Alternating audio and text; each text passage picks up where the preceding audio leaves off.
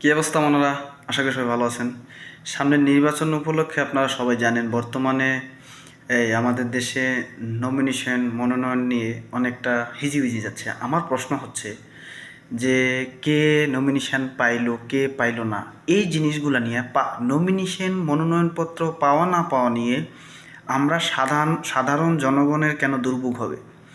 দেখেন প্রত্যেকটা জেলায় মানে আপনার সেম দলের মানে দুইজন তিনজন প্রার্থী সেখানে উমুককে কেন দিল তুমুককে কেন দিল না সেগুলো নিয়ে মানে আন্দোলন ভাঙচুর আগুন লাগাই দিচ্ছে, বাস পুড়ে দিচ্ছে। ভাই আমার প্রশ্ন হচ্ছে তোমাদের প্রত্যেকেরই যারা রাজনীতি করো তাদের একটা আপনার দলীয় কার্যালয় আছে, ওই কার্যালয়ের ভিতরে ভাঙচুর করো না ভাই, ওই কার্যালয়ের ভিতরে আগুন জ্বালা কেন? সাধারণ জনগণের দুর্ভোগ ঘটবে, আন্দোলন করতেছে রাস্তা ব্লক করে।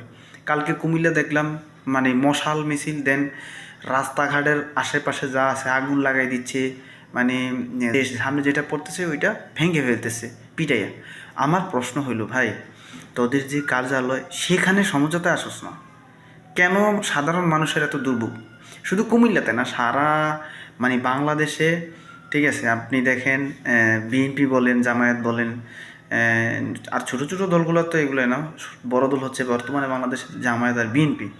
ওই দুইটা দলেরই প্রত্যেকটা মানে আপনার আসনের জন্য 3-4জন করে প্রার্থী।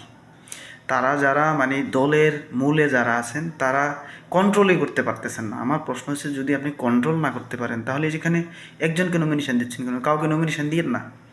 ঠিক আছে, যাক আমি এই ব্যাপারে যাবো না, আমি রাজনীতি সম্পর্কে বুঝি না। সবচেয়ে বড় ব্যাপার হচ্ছে আমি কেন কথাগুলো বলতেছি, আমি রাজনীতি নিয়ে কোনো কথা বলি না, কারণ আমি রাজনীতি সম্পর্কে বুঝি না। তা আমার কথা হচ্ছে যে সাধারণ জনগণের কেন দুর্ভোগ হবে?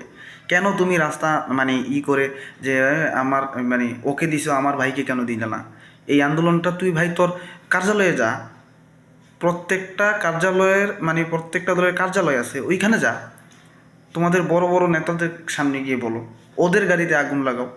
সাধারণ মানুষের যেন মানে সাধারণ মানুষের কেন আপনার এটাতে সমস্যা হবে?